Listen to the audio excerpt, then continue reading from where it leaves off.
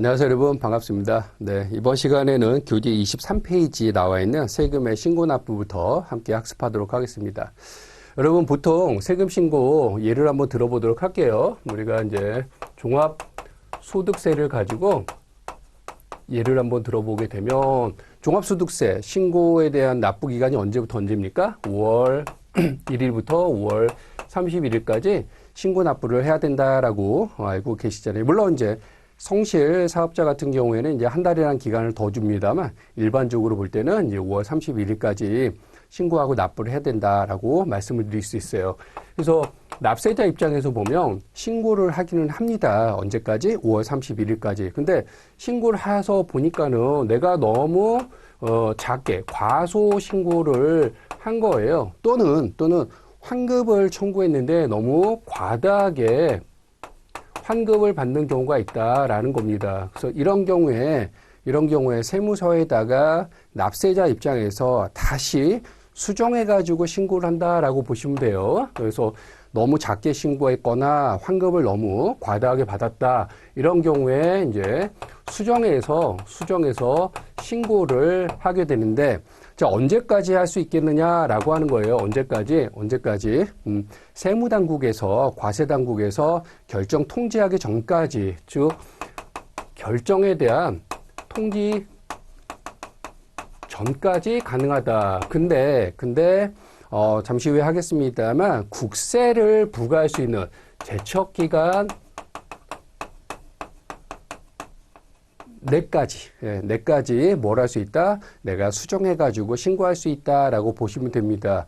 자, 이럴 경우에 납세자 입장에서는 어떤 혜택을 주겠냐? 과세당국에서 너무 작게 신고했잖아 라고 하는 측면이 있겠습니다만, 본인 스스로 수정해서 신고했기 때문에 뭐를 감면해 주겠다? 가산세적인 측면에서는 감면해 주겠다라는 혜택이 있다는 거예요. 물론 과소하게 신고했지만 네가 다시 신고를 했으니까 가산세는 좀 감면해 줄게, 이런 혜택이 있다라고 보시면 됩니다. 또 하나 있습니다. 내가 너무 작게 신고할 수도 있고 과다하게 환급받는 경우에 스스로 납세자 스스로가 수정해서 신고하는 경우도 있지만, 또 하나 보니까는 너무 과다하게 신고한 경우가 있고요. 그 다음에 환급 자체가 너무 과소하게 환급되는 경우가 있다라고 보시면 되겠어요. 납세자 입장에서 신고를 했는데 너무 과하게 신고한 거다. 이럴 때는 어떻게 되냐면 과세관청에다가, 그렇죠?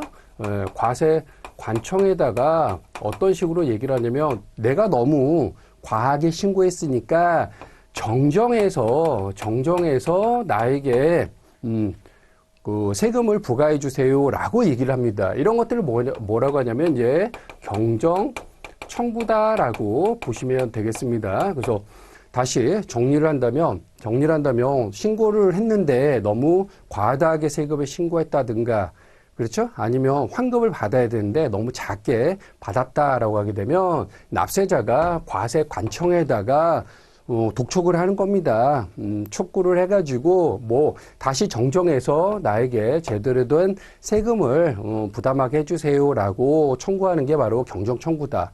자, 이 경정청구를 그러면 언제까지 하는 거냐라고 했을 때, 일단은 일반적으로 보게 되면은 5년 이내에 가능하다라고 보시면 돼요. 네, 5년 이내에 가능하다. 그리고 또 내가 이렇게 세금을 너무 많이 신고했네. 보통 이제 알게 되지 않습니까? 이게 안날로부터 며칠, 90일 이내에 가능하다라고 말씀을 드릴 수가 있는 거고요.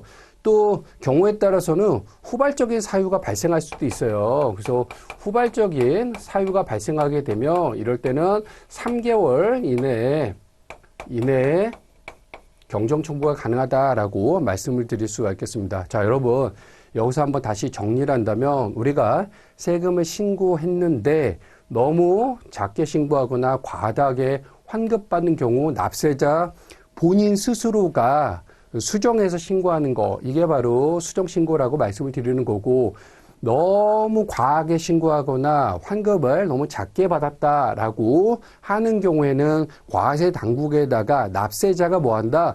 정정해서 다시 부과해 주세요라고 촉구를 하는 경우가 있다. 이게 바로 경정청구다라고 개념으로 이해하시면 되겠습니다. 자, 신고는 이렇게 해가지고 두 가지로 나눌 수 있는데 그렇지 않는 경우도 있잖아요. 무신고, 무신고도 할 수 있겠다. 이런 경우에 이제 가산세가 나오게 되는 거고요. 원래는 5월 31일까지 신고를 했어야 되는데 안 했다. 하지만 기간이 지난 다음에 6월 1일 이후에 신고할 수도 있겠다. 그래서 이런 것들을 우리가 기한 후 신고다라고 표현을 할 수가 있는 거고요.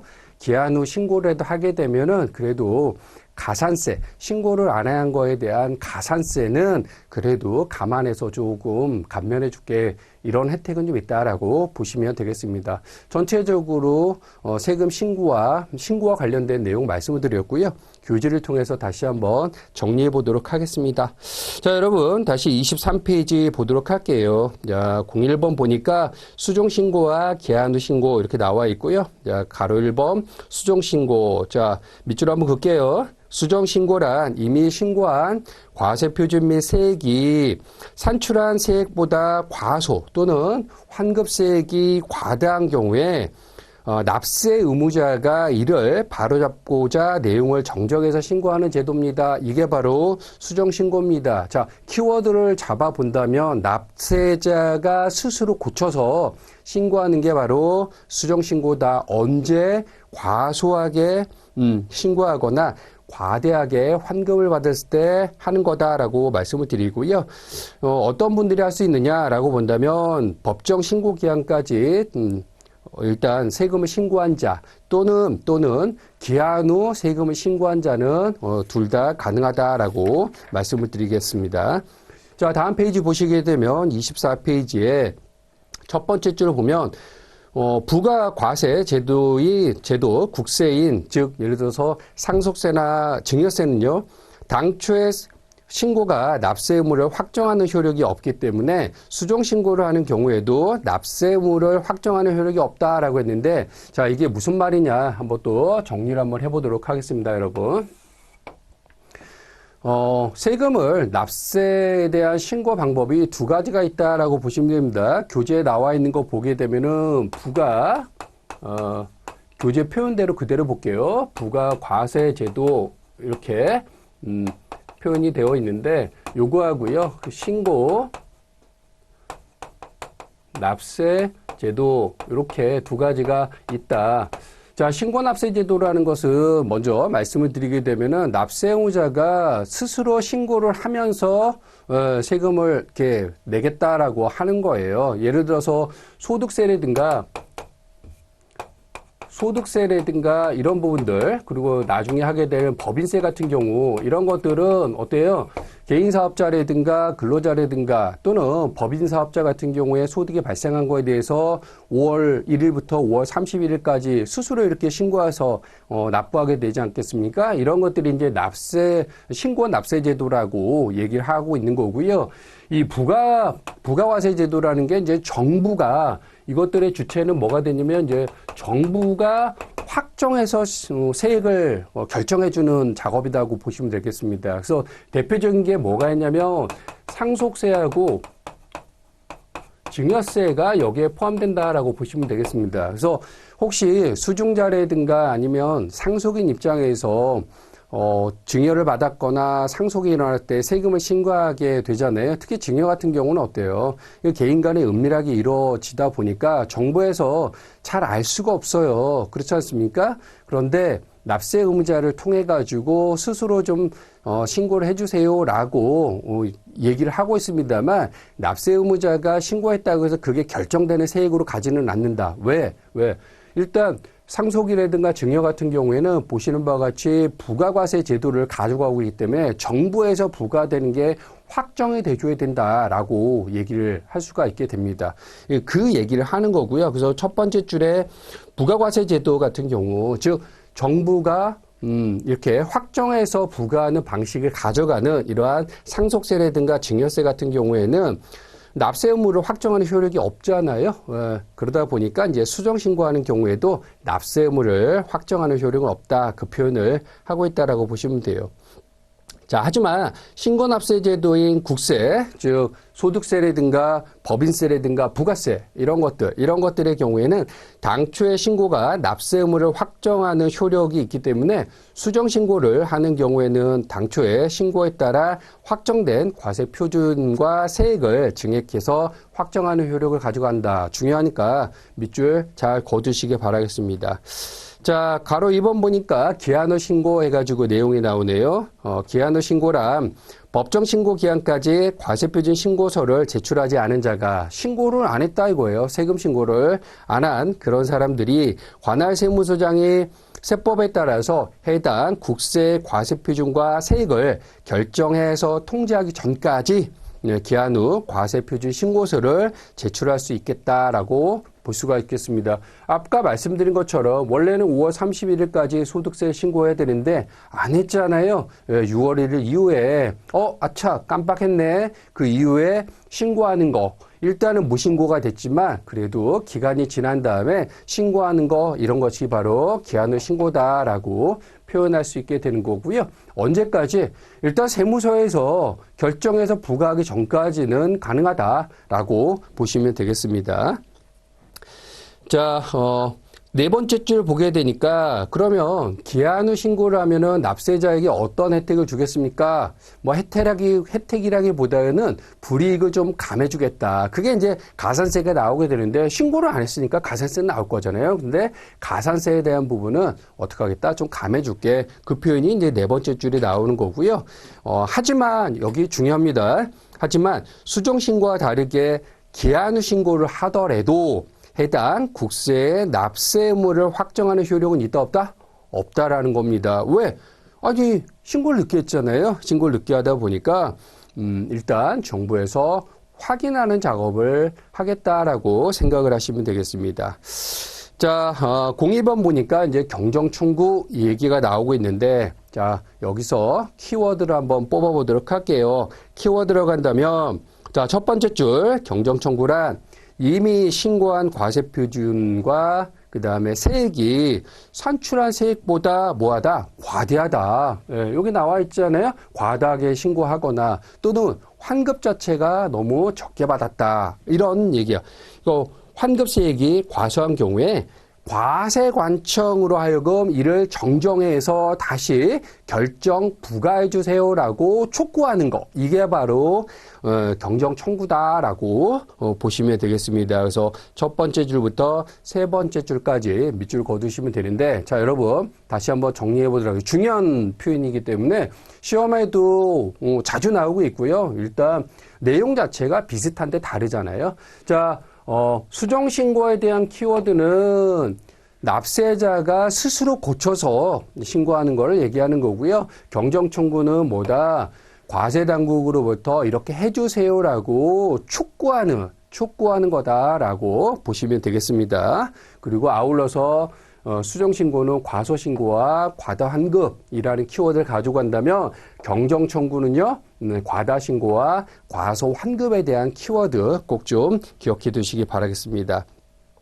자, 이런 경정청구의 경우 가로 1번 보니까 일반적인 경정청구 이거는 언제까지 할 수 있느냐라고 할 때 일단 신고하신 분들 세금에 대해서 신고하신 분들은 요거 기간 내에 신고했던 기한 후 신고했던 이런 분들이 이제 첫 번째 줄과 두 번째 줄에 나오는 표현입니다.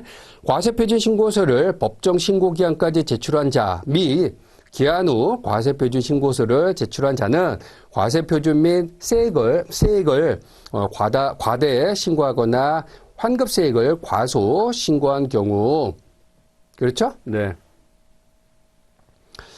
최초 신고 및 수정 신고한 국세의 과세표준 및 세액의 결정 또는 경정을 법정 신고 기한이 지난 후 5년 이내에 가능하다라고 보시면 될 것 같고요. 또 내가 어쩌다 이제 놓치고 있다가 알게 되었습니다. 결정 또는 경정으로 인해서 증가된 과세표준 및 세액에 대해서는 해당 처분이 있음을 안날로부터 며칠 90일 이내에 가능하다. 아이쿠.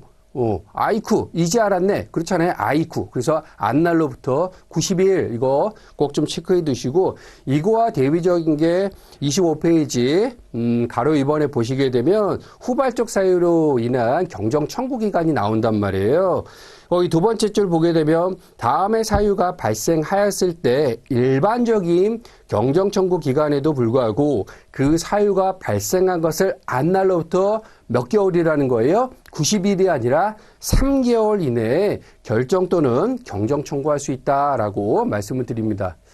자, 여러분 혹시 역사를 여러분들이 잘 아시는지 모르겠습니다만 제가 기억에 남는 역사는 후삼국은 기억에 납니다. 후삼국. 자, 후발적 사유는 3개월이다. 이렇게 매칭을 해두시면 혹시 문제의 지문이 이렇게 반대로 나오거나 옳은 거 틀린 거 나올 때 헷갈린단 말이에요. 후발적은 90일이 아니라 3개월이라는 거, 그리고 안날로부터 아이쿠 90일 이렇게 꼭 좀 기억해 두시면 문제 틀리지 않고 올바르게 선택할 수 있다. 이 말씀 드릴 수가 있겠습니다.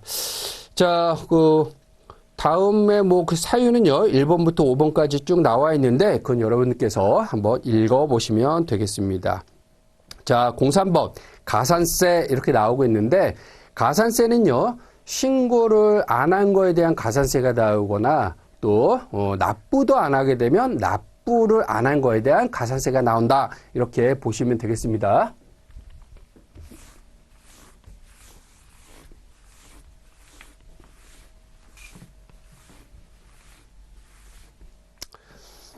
자, 여러분, 역시 종합소득세 가지고 한번 다시 예를 한번 들어보도록 하겠습니다. 종합소득세 언제까지 신고를 해야 된다? 그리고 납부를 해야 된다? 5월 1일부터 5월 31일까지 일단 신고하고 납부를 해야 된다라고 보시면 되고요. 물론 성실사업자는 한 달이란 기간을 더 주게 됩니다만 일단 그건 배제하고 일반적으로 보도록 하겠습니다. 자, 그림을 한번 그려보도록 하겠습니다. 5월 1일부터 5월 31일까지 뭐 해야 된다? 신고하고요. 납부를 해야 된다. 그런데 일단 요 기간 안에 신고를 안 했다라는 거예요. 자, 신고를 안 했습니다. 그러면 과세당국에서 가만히 있겠습니까? 아니겠죠. 네, 페널티를 주겠다. 신고를 안 했네. 신고에 대한 무신고에 대한 가산세를 부담시키게 되겠다라고 보시면 되겠습니다. 자, 무신고에 대한 가산세를 매기게 되는데 이것도 일반적인 사안에 대해서는 몇 퍼센트? 20%에 대한 가산세를 부과시키게 되고요. 혹시라도 부정이라든가 이런 행위가 있었다라고 한다면 몇 퍼센트? 40%에 대한 무신고 가산세를 부담시키게 된다라고 보시게 되겠습니다. 신고는 합니다. 신고는 합니다. 가산세가 너무 비싸니까 5월 31일까지 일단 신고는 합니다. 그런데 너무 작게 신고를 하는 거예요. 어떻게? 과소하게 신고했다라고 하면 과소 신고에 대한 또 가산세가 나온다라고 보시면 됩니다. 역시 마찬가지 일반적인 측면에서 과소하게 신고했어? 그러면 무신고보다는 좀 적게 페널티를 매기게 됩니다. 몇 퍼센트? 10%. 근데 역시 마찬가지 과소하게 신고하는데 너무 부정적인 행위를 갖고 과소하게 신고한다. 그러면 이건 안 봐주겠다는 거예요. 마찬가지 40%에 대한 가산세율을 적용시키겠다라고 보시면 되겠습니다. 일단 신고를 안 한 거에 대한 페널티를 이런 식으로 주게 되지 않겠습니까? 그리고 마찬가지 5월 30일까지 신고도 해야 되지만 납부도 해야 되는데 그 이후에 납부도 안 했을 거 아니에요? 그렇죠? 그러면 언제예요? 6월 1일부터 납부 안 한 거에 대한 역시 마찬가지 또 가산세를 매기게 된다라고 보시면 되겠습니다. 그래서 이것을 우리가 납부를 안 한 거에 대한 지연 가산세다라고 이렇게 표현을 할 수가 있는데 이거는 어느 정도에 대한 페널티를 줄 거냐라고 했을 때 하루당, 일일당 10만 분의 10만 분의 22에 대한 페널티를 주겠다라고 보시면 돼요. 그래서 한간에 실무에서 우리가 상담을 할 때 연 8.03%예요 라고 얘기하는 거 이거 계산하면은 딱 떨어진다. 딱 떨어진다. 여하튼 여러분 납부를 해야 되는데 납부를 안 했어요. 그러면 하루당 어떻게 하겠다? 10만 분의 22에 대한 납부 지연에 대한 가산세를 부과하겠다라고 말씀을 드릴 수 있는 거고, 근데 어쩌다가 보니까 9월 1일 날 과세당국이 조사하다 보니까 저분이 신고도 안 했지만 납부도 안 했네 해가지고 이때 뭘 하면 고지서를 발부합니다. 고지서를 발부하고 통상적으로 한 달 정도 일단 시간을 주고 이때까지 추가적인 납부를 해주세요. 독촉을 하게 되겠죠. 그런데 이때까지도 일단 안 낸다 이거예요. 고지서가 발부가 됐는데도 납부 고지서가 나왔는데도 안 내요. 그러면 괘씸하겠죠. 이때 이후부터는 어떻게 하겠다는 거예요. 3%에 대한 일종의 페널티를 더 물겠다 해가지고 플러스 3%에 대한 가산세를 더 물게 된다. 흔히 이거를 이제 이렇게 중가산세 이렇게도 얘기하고 있는데 어쨌든 3%만큼 추가적으로 납부하게끔 만들겠다. 가산세를 물겠다. 자, 다시 한번 정리한다면 6월 1일 이후에 납부를 안 한 거에 대한 가산세 일단 하루당 10만 분의 22는 계속 부과가 된다라고 보시면 될 것 같고요. 그 다음에 과세당국에서 납부고지서를 딱 내보내면서 언제까지 내라고 했는데 이때 이후에도 안 냈다라고 한다면 그때는 플러스 3%에 대한 가산세가 더 얹어진다. 물론 계속 나오는 건 아니고요. 요 플러스 3%가 얹어지는 것은 최대 5년까지 해가지고 부과가 된다라고 보시면 될 것 같습니다.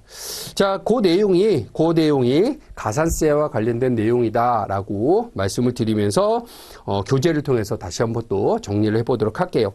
자, 25페이지 보면 03 가산세 나오고 있는데 일단 첫 번째 줄 가산세란에서 쭉 옆으로 가니까 산출한 세액의 가산해서 징수하는 금액을 의미합니다라고 정리가 내려져 있고요. 가로 1번 보니까는 무신고 가산세 신고를 해야 되는데 신고를 안 했다. 그럴 때 부과되는 가산세 이렇게 보시게 되면 자, 첫 번째 줄 무신고 가산세는 법정 신고 기한까지 세법에 따른 과세 표준 신고서를 제출하지 아니한 경우에 납부할 세액에 가산하거나 환급받을 세액에서 공제합니다. 이게 바로 무신고 가산세다라고 보시면 되겠고요. 일반적인 경우에는 다음 페이지 넘어가시게 되면 20% 그렇죠? 부정 이런 것들이 껴 있어요. 부정한 행위다. 그러면 몇 퍼센트? 40%다. 물론 역외 거래는 60% 이렇게 써 있습니다만 흔하지 않아서 일단 참고적으로 보시면 되겠고. 자, 여기서 부정행위란 이렇게 쭉 나오고 있는데 조세의 부과와 징수를 불가능하게 하거나 혹은 현저히 곤란하게 하는 적극적인 행위라고 얘기를 하고 있습니다만 밑에 나와 있는 1번부터 7번까지는 여러분들이 좀 읽어보셔야 될 것 같습니다. 참고적으로 읽어보시고 자, 가로 2번 과소신고 가산세 신고는 아예 안 한 건 아니에요. 내가 원래 신고를 100원에 했어야 되는데 좀 그래. 신고를 아예 안 하기는 조금 부담스러우니까 한 10원 이렇게 신고했다. 이게 바로 과소신고 한 거고요. 그거에 대한 페널티를 부과시키는 게 바로 과소신고 가산세다. 그래서 첫 번째 줄 보게 되면 과소신고 가산세는 법정 신고 기한까지 세법에 따른 과세표준 신고서를 제출한 경우 일단은 제출해요. 신고해서 납부하겠다. 그런데 신고하여야 할 세액보다 적게 신고한 경우 이것을 바로 우리가 과세 신고했다라고 하는 거고요. 그런 경우에 적용되는 가산세가 바로 여기에 해당된다라고 말씀을 드립니다. 자, 역시 마찬가지. 일반적인 경우 과소신고에 대한 가산세는 몇 퍼센트? 10%. 아예 신고 안 한 것보다는 조금 감면해줬죠. 그래서 10%가 되겠고요. 부정한 행위다 그러면 감면 없어. 그냥 40%딱 똑같이 적용하겠다라고 보시면 되겠습니다. 다만 마지막 줄 보니까 다음 중 어느 하나에 해당하는 경우에는 과소신고 가산세를 적용하지 않는다라고 했는데 역시 1번부터 쭉 여러분들이 3번까지 읽어보셔야 되겠죠. 시험 대비한다면 읽어보셔야 되는데 그 중에서 좀 눈여겨볼 만한 건 뭐다? 1번, 동그라미 1번에 상속세 또는 증여세 과세 표준을 과소신고한 경우 이거는 어쩌다는 거예요? 과소신고 가산세를 적용한다 안 한다? 안 한다 안 한다. 왜 안 하겠습니까 여러분? 그렇습니다. 상속세하고 증여세는요. 정부부가 과세 방식이라고 앞서서 우리가 학습을 했잖아요. 그러니까 내가 신고를 하더라도 정부가 확정해가지고 원래 이렇게 세금을 부담시키게 돼 있는 거기 때문에 내가 신고한 것 자체는 인정하지 아니한다라고 볼 수가 있는 겁니다. 원래가 정부가 부과하는 방식이기 때문에 그렇다. 그러니까 신고에 대한 의미는 조금 희석돼 있다라고 말씀을 드립니다.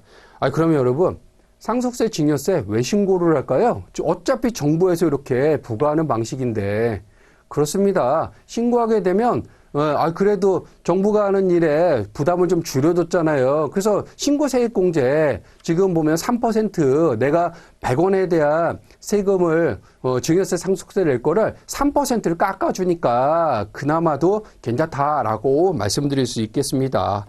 어쨌든 여러분 상속세나 증여세 같은 정부 부과 방식에 있는 이런 세부담에 대해서는 과소신고에 대한 가산세 적용 아니한다 정도만 보시면 되겠습니다. 자, 가로 3번 초과환급 신고 가산세 이렇게 나오고 있는데 이건 뭘까요? 뉘앙스 자체가 뭔가 떠오르는 게 있지 않겠습니까? 자, 원래 100만 원 정도의 내가 환급을 받아야 되는데 어떡합니까? 200만 원, 300만 원 이렇게 환급을 청구해서 받아갈 수도 있잖아요. 그럴 때 좀 괘씸하네 해서 그런 해당 사항이 있다면 가산세를 부과하겠다라고 말씀을 드릴 수가 있겠네요. 자, 초과환급 신고 가산세는 법정 신고 기한까지 세법에 따른 과세표지 신고서를 제출한 경우, 그렇죠?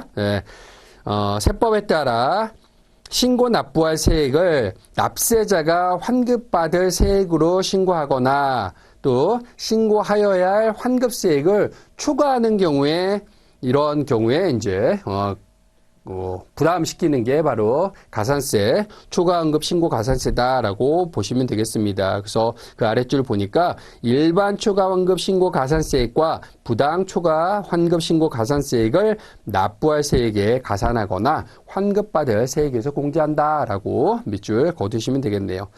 자, 가로 4번 보니까 납부지연 가산세 이렇게 나오고 있는데 이거는 좀 의미가 또 결을 달리하는 거죠. 지금까지 말씀드린 건 신고와 관련된 가산세를 말씀을 드린 거고 앞으로는 납부와 관련된 가산세를 또 우리가 또 한번 살펴본다라고 보시면 되겠습니다.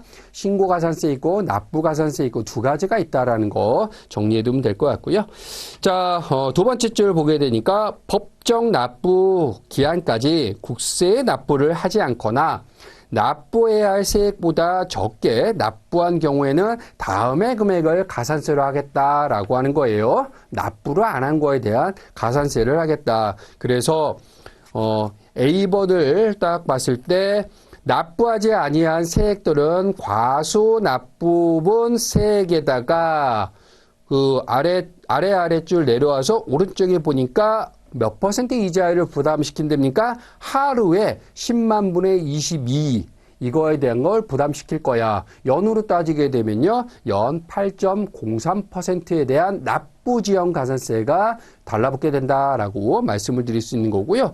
자, B번을 보니까 법정 납부 기한까지 납부해야 할 세액 중에서 납부고지서에 따른 납부 기한까지 납부하지 아니한 경우에는 100분의 3, 즉 3%를 추가적으로 또 하겠다라고 말씀을 드리는 거예요. 그래서 과세당국에 납부할 고지서를 이렇게 내려보냈는데 이것마저 무시하고 안 냈다. 그러면 그 기한 지나서는 3%를 추가시키겠다 그 얘기다라고 보시면 되겠습니다. 자, 가로 5번 보면 가산세 감면 이렇게 나오고 있는데요. 이건 가볍게 한번 보도록 할게요. 양가로 1번 수정신고에 의한 가산세 감면. 세금을 신고했잖아요. 근데 너무 과소하게 신고한 경우 다시 내가 제대로 신고하겠습니다라고 한 건 처음에 신고한 건 뭐예요? 너무 과소한 신고했잖아요. 과소 신고에 대한 가산세 묻게 되는데 그래도 자진해서 또 신고했으니까 감안해서 좀 깎아줄게라고 말씀을 드릴 수 있겠네요. 그래서 두 번째 줄 보면 과소신고 가산세액 또는 초과환급 신고 가산세액에서 감면율 적용해가지고 그 금액을 감면하겠습니다라고 말씀을 드리고요. 양가로 2번 보면 기한 후 신고에 의한 가산세 감면. 일단 신고를 놓칠 수도 있고요. 의도적으로 안 낼 수도 있겠습니다만 그래도 어쨌든 간에 내가 기한 지난 다음에 그래도 신고를 했잖아요. 그럼 과세당국에서는 그만큼 수고를 덜 했으니까 그거에 대한 거는 조금 감면해 줄게 해서 나오는 게 이제 두 번째 줄 보게 되면 기한 후 신고를 한 경우에는 무신고 가산세액에서 감면율을 적용한 금액을 감면하겠다. 뭐 퍼센테이지까지 여러분들이 암기하면 좋겠습니다만 교재가 개정이 되면서 그 구체적인 내용은 다 정리돼서 이렇게 일정 비율로 나왔으니까 일정 비율 감면하겠구나. 이렇게 기억해 두시면 되겠네요. 자, 04번 국세 부과의 제척기가 나오게 되는데 이거와 더불어서요. 다음 페이지 넘어가시게 되면 이 32페이지에 05번 조세징수권 소멸시효 이렇게 나오게 됩니다. 굉장히 중요한 부분이니까 시작에 앞서서 또 한번 정리하고 넘어가도록 할게요.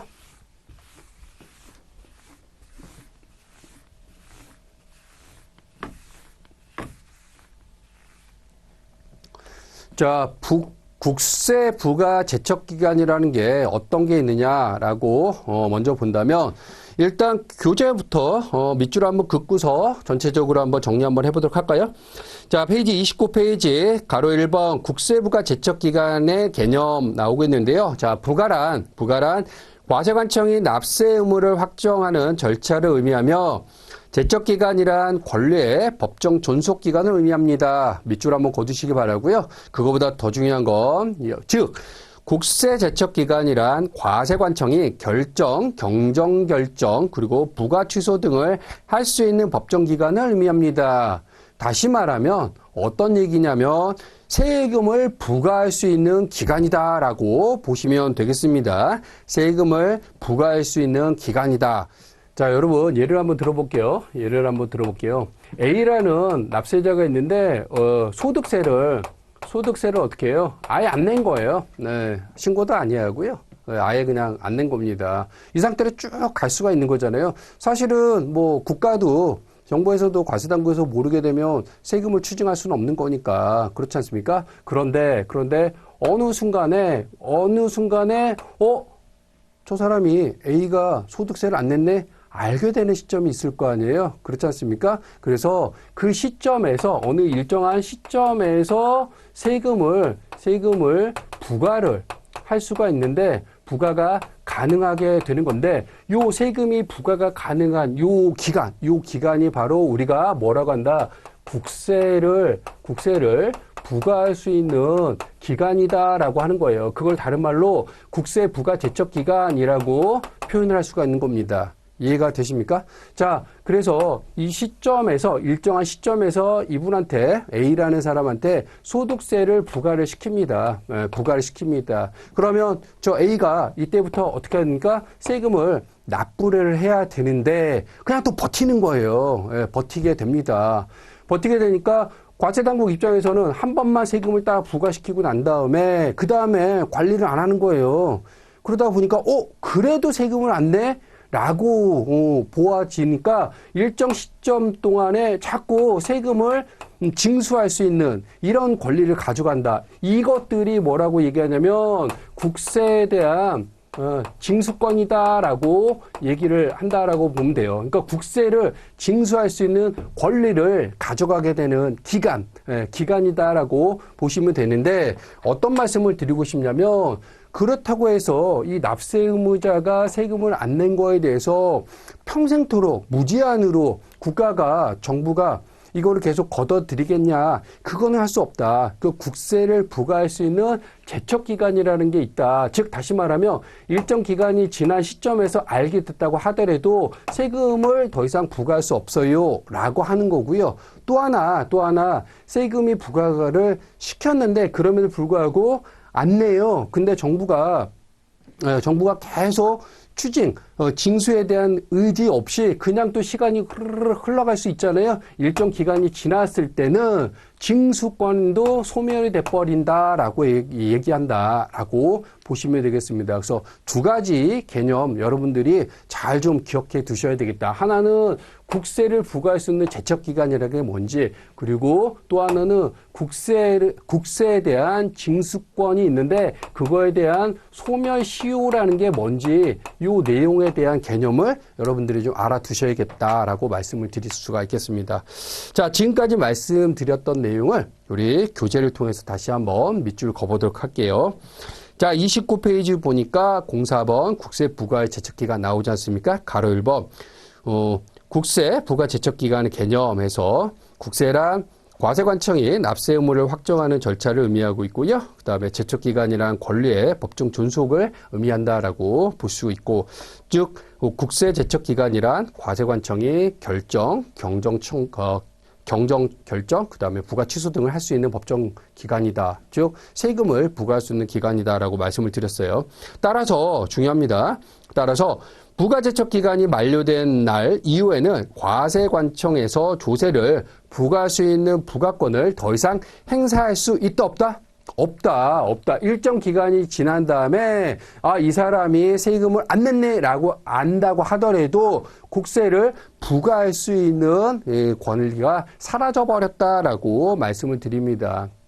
그러니까 일정 기간 안에 과세당국에서도 권리를 행사해야 한다라고 보는 거예요. 그러니까 이런 것들을 왜 했을까라고 한다면 그 아랫줄을 보게 되면 조세 법률 관계를 조속히 안정시켜서 납세 의무자의 법적 안정성을 도모하려고 하는 것이다. 이게 바로 국세 부과 제척 기간이 있는 목적이다라고 표현할 수가 있는 겁니다.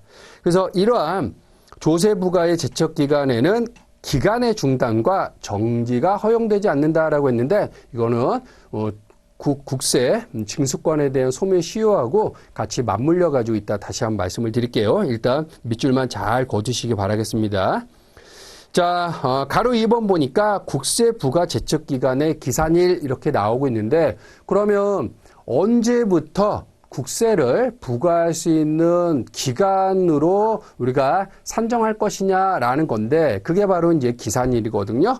자, 일단 1번부터 5번까지가 나와 있는데, 역시나 여러분들께서 한 번은 꼭 읽어봐 주셔야 되는 겁니다만, 정리해서 하나의 단어로 한번 표현해 본다면, 우리가 신고를 하는 세금이다라고 한다면 그 다음날, 예를 들면 신고를 하는 세금이에요. 그 다음날. 근데 자동으로 확정되는 것들이 있단 말이에요. 그런 것들은 그날 이렇게 표현할 수가 있겠네요. 그래서 신고하는 거는 그 다음날부터 기산이 되는 거고, 자동적으로 성립되는 것은 그날부터 된다. 그래서 5번 아래 보니까 밑에서 세 번째 줄 볼게요. 소득세라든가 상속세 및 증여세 이런 것들은요, 내가 신고 의무를 가지고서 부여하게 되지 않습니까? 이런 것들은 그렇죠? 그날의 다음날, 신고 기한의 다음날 그때부터 기산이 된다라고 보시면 될 것 같고, 종합부동산세라든가 인지세라든가 이런 것들은 자동 성립이 되는 거거든요. 사실은 종부세는 6월 1일자 그때 해당이 되는 거니까 그거는 정확하게 확정되는 날이 정해졌다. 그래서 매년 6월 1일이 기산일이다라고 밑줄 그어두시면 되겠습니다. 자, 다음 페이지 보시게 되면 이제 국세 부과의 제척 기간 중에 원칙적인 국세 부과의 제척 기간이 나오는데요. 굉장히 중요합니다. 여러분, 이거는 꼭 암기가 필요한 거니까 별표해 두시기 바라고. 자, 일반적인 국세의 경우, 이거는 어떤 걸 얘기하냐면, 이제 상증세를 제외한 나머지 그 소득세라든가 법인세라든가 부가세, 이런 것들을 얘기하는 거거든요. 이런 것들은 언제냐라고 한다면, 정리를 또 한번 하게 되면, 그쵸? 우리가 일반적인 국세 얘기할 때, 이거 소득세라든가 아까 말씀드린 법인세 이런 것들 얘기하는데, 자, 첫 번째, 일반적인 경우는 국세를 부과할 수 있는 제척기간은 몇 년 이내에 해라? 5년 이내에 해라라는 거예요. 5년이 지나가면 소득세를 안 냈다고 하더라도, 그렇죠? 예, 그거 더 이상 할 수 없어. 라고 보시면 되는 거고요. 두 번째는 소득세 신고 자체를 아예 안 할 수도 있잖아요. 무신고를 했다라고 했을 때는 기간이 좀 더 길어요. 이거는 이제 과서 신고했을 때, 이럴 때 얘기한다라고 보면, 무신고 같은 경우에는 7년이라는 기간을 좀 더 넓혀주겠다라고 말씀을 드리는 거고, 세 번째, 사기 쳤네. 예, 그리고 부정적인 이런 방법을 통해서 했어. 그러면 이거보다 더 길어집니다. 10년이라는 기간을 국세에 대한 부가 제척 기간으로 가져간다라고 보시면 되겠어요. 그래서 일반적인 소득세라든가 법인세의 경우에 제척 기간이 몇 년이다? 요거 꼭 좀 암기해 두시기 바랍니다. 일반적인 거 5년, 무신고 7년, 그리고 상속증여 같은 죄송합니다. 사기 부정 같은 경우에는 10년이다. 자, 일반 국세가 아니고요. 상속세라든가 증여세 같은 경우는 어떻게 되느냐라고 했을 때 요거 첫 번째 일반적으로는 부가 제척 기간이 몇 년이다? 요거 10년이다라는 겁니다. 10년. 그 두 번째는 신고를 아예 안 하거나 또는 허위, 사기 뭐 이런 것들 있지 않습니까? 허위, 부정 뭐 이런 것들은 몇 년까지 간다? 15년을 가겠다라고 보시면 되는 거예요. 15년. 또 하나 있어요, 여러분. 재산가액이 50억을 초과하는 경우 요거 안 냈네? 라고 할 경우에는 안날로부터 몇 년 이내, 1년 이내에 가능하다라고 보시면 되겠습니다. 자, 여러분 강조해 드리는 거 일단 일반적인 국세에 대한 기간적인 거 꼭 좀 기억해 두시기 바라고요. 상속증여세법상에서 기간이 몇 년인지 봐두셔야 되는데 특히 요 무신고 일반 국세 같은 경우에는 몇 년이다? 제척 기간이 7년이잖아요. 그런데 상속증여세의 같은 무신고인데 몇 년이다? 15년이라는 거를 꼭 좀 염두에서 봐두시기 바라겠습니다. 자, 지금까지 말씀드린 내용을 역시나 교재를 통해서 다시 한번 정리해 보도록 할게요. 자, 30페이지 보게 되니까 동그라미 1번 일반적인 국세의 경우 그러니까 뭐 소득세, 법인세, 부가세, 부가가치세 이런 것들 얘기하는데 그 중에서 이제 일반적인 경우는 5년의 제척 기간을 가져가게 되고요. 그다음에 B번 보니까 제출하지 않았답니다. 이거 무신고잖아요. 몇 년입니까? 7년. 그다음에 납세자가 C번 보니까 사기, 그다음에 부정 이런 행위가 있었다. 그럼 몇 년입니까? 10년이라는 거 꼭 좀 체크해 두시기 바라고요. 자, 동그라미 2번 보니까 상증세 이렇게 나오게 됩니다. 상증세의 경우는 어떻게 되냐? 일반적인 경우는 10년이 되는 거고요. 은밀하게 이루어지잖아요. 개인 간의 증여 같은 경우. 그러니까 제대로 신고를 안 하면 과세당국에 사실을 잘 몰라요. 그러니까 이게 더 긴 거예요. 그래서 10년이라는 기간을 가져가게 되고 그 다음에 B번 보니까 15년을 가져가는데 신고를 안 해요. 제출하지 않아요. 부정한 행위가 있어요. 이럴 때는 이제 15년이다라는 거 체크해 두시기 바랍니다. 자, 양가로 2번 보니까 특례 부가 제척기가 이렇게 나오게 되는데 요 내용 앞서 말씀드린 재산가에 즉 31페이지 위에서 네 번째 줄 보게 되면은 재산가액이 50억 이하인 경우에는 특례 부가 제척 기간을 적용하지 않는다라고 했는데 자, 그 앞줄로 다시 올라가 볼게요. 안날로부터 1년 이내에 증여세를 부과할 수 있다고 했잖아요. 요거 다시 다른 말로 바꾸게 되면 재산가액이 50억을 초과한 경우에 안날로부터 1년 이내에는 부가제척 기간을 가져갈 수 있다라고 보시면 되겠습니다. 그래서 특히 요거 무신고 같은 경우에는 일반적인 거 7년이고요. 일반 국세는 7년이고요. 그 다음에 상속증여세는 10년이라는 거 좀 체크해서 봐주시기 바랍니다. 자, 여러분 거기 A부터 또 H까지 쭉 나와 있는 거는 여러분들이 좀 읽어보시면 될 것 같고요. 동그라미 2번에 조세, 쟁송 등의 특례부가 제척기간, 요건 밑줄만 긋게요. 아래 세 번째 줄 보면 결정 또는 판결이 확정된 날로부터 1년이 지나기 전까지 요거 밑줄만 그겠습니다.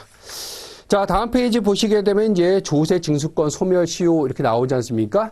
교재가 개편이 되면서 새로 추가된 내용이다. 예, 그러면 다른 말로 하게 되면은 우리가 관심 있게 좀 봐야 될 수밖에 없는 건 시험에 출제될 가능성이 굉장히 높다. 이렇게 보시면 되겠습니다. 자, 조세 징수권, 조세를 징수할 수 있는 권리가 사라져버리는 거, 이게 소멸시효가 있다.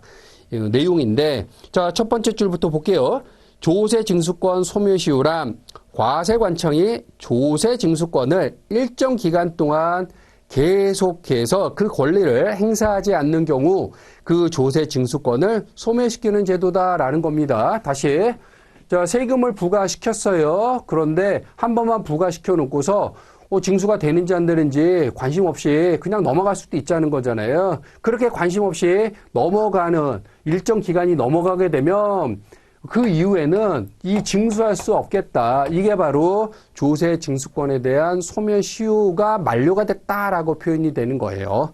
네. 그래서 가로 1번을 보면 조세 징수권에 대한 소멸시효 기간 이렇게 나오는데 일반적인 경우는 5년이 되겠다. 그리고 5억 이상인 국세는 10년이 되겠다라고 표현되고 있습니다. 자, 여러분 기간이 나오는 거 여기에 나와 있는 기간, 요 기간과 그렇죠? 조세 징수권에 대한 소멸시효가 일단 기본적으로 몇 년이다? 5년이라는 것과 아울러서 5억이 넘어가는 국세의 경우에는 몇 년을 가져가겠다? 10년을 가져간다는 거, 이 기간적인 거 구분을 좀 해두셔야 되겠다라고 말씀을 드립니다.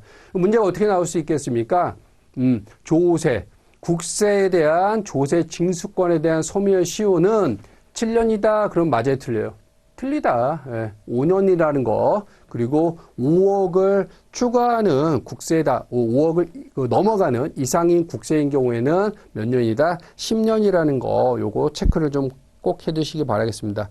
그리고 여러분, 그 가로 2번에 이제 소멸시효의 중단과 정지 이게 나오는데 굉장히 중요한 개념이 되겠습니다. 잘 좀 봐두셔야 되는데 비슷한 단어인데 틀리다.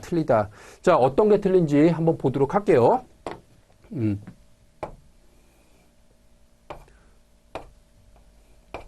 납세자가 이렇게 있는데 소멸시효가 있다고 말씀을 드렸잖아요. 소멸시효가 몇 년이에요? 일단 5년에 대한 소멸시효를 가져간다. 5억이 넘어가지 않는 경우라고 가정을 할게요. 그러면 이 납세자에게 국가가 5년 이내에 국세를 징수할 수 있는 이 기간이 들어가 있는 거잖아요. 그렇죠? 이게 넘어가게 되면 더 이상 징수할 수 없는 징수권에 대한 소멸시효가 만료가 돼버리니까. 근데 요거를 놓고 봤을 때 일단 국가가 한번 세금 내주세요라고 뭔가를 고지를 딱 하게 됩니다. 그러다가 안 내요. 그러다 쭉쭉쭉 오다가 이 시점에서 4년이 되는 이 시점에서 어떻게 합니까? 이 사람한테 그래도 안 내니까 다시 한번 좀 내주세요라고 납부에 대한 고지서를 또 발부를 합니다. 네, 고지서를 발부하게 됩니다. 그러면 여러분 어떤 효과가 나타나냐면 이 사람은요 4년 동안 일단 안 내고 버텨왔잖아요. 그런데 정부가 과세당국이 고지서를 한번 또 이렇게 딱 내려보내게 됩니다. 권리를 행사한 거잖아요. 그렇게 하게 되면 이 4년 동안 버텼던 게 없어져 버리고요. 1년만 더 지나면은 소멸시효가 되는 게 아니라 이럴 때는 어떻게 되겠다? 여기서부터 다시 5년이라는 기간이 가겠다. 이게 바로 뭐다? 중단이다. 소멸시효가 완전히 리셋돼가지고 다시 5년의 기간을 가져간다. 이게 바로 중단이라고 보시면 되겠습니다. 이해가 되십니까? 그럼 정지는 뭐냐? 정지는 과세당국이 납세에 대한 고지서를 딱 내려보냈어요. 근데 내기는 내요. 납세자 입장에서 뭘 할 거예요? 제가 돈이 없어요. 연부연납을 해도 될까요? 라는 거예요. 연부연납. 네. 누가 납세자가 연부연납을 신청을 하게 됩니다. 알겠어요 라고 했는데 요거 한 3년 동안에 내는 걸로 해가지고 마무리를 하게 됩니다. 그러면 예를 들면 4년간 쭉 버텨오다가 낸다고 했잖아요. 그렇잖아요? 예, 그러면 여기부터 요 납부하는 요 기간 동안에 대한 소멸시효는 일단 일시 정지를 딱 시켜놓습니다. 예, 납세자가 일단 뭔가 내려는 의지를 가져왔잖아요. 그러니까 일시정지를 딱 해놓고서 요거 끝나는 다음부터 다시 소멸시효가 시작이 된다. 예, 완전히 리셋되는 게 아니라 이때부터 추가적으로 다시 이렇게 계속적으로 이어진다. 이게 바로 정지라고 보시면 되겠습니다. 그래서 단어가 의미가 비슷한데 완전히 다르다. 중단은요, 리셋, 처음부터 다시. 정지는요, 일시정지, 잠깐 멈춤, 이렇게 구별해서 가져가시면 되겠습니다. 자, 그 내용에 대한 거 다시 교재를 통해서 정리해 보도록 하겠습니다. 자, 가로 2번, 소멸시효의 중단과 정지. 자, 양가로 1번, 조세징수권, 소멸시효의 중단, 이렇게 나오고 있는데, 자, 소멸시효의 진행 중에 과세관청의 납부고지라든가 독촉이라든가 교부청구 그리고 압류 등에 대한 사유로 과세관청이 권리를 행사하는 경우에는 조세징수권의 소멸시효가 뭐한다?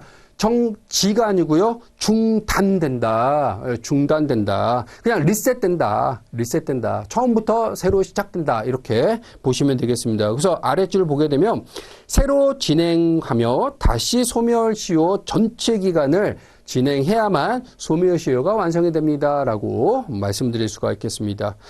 반면에 양가로 2번 보면 조세징수권 소멸시효의 정지 이렇게 나오게 됩니다. 이건 뭐냐?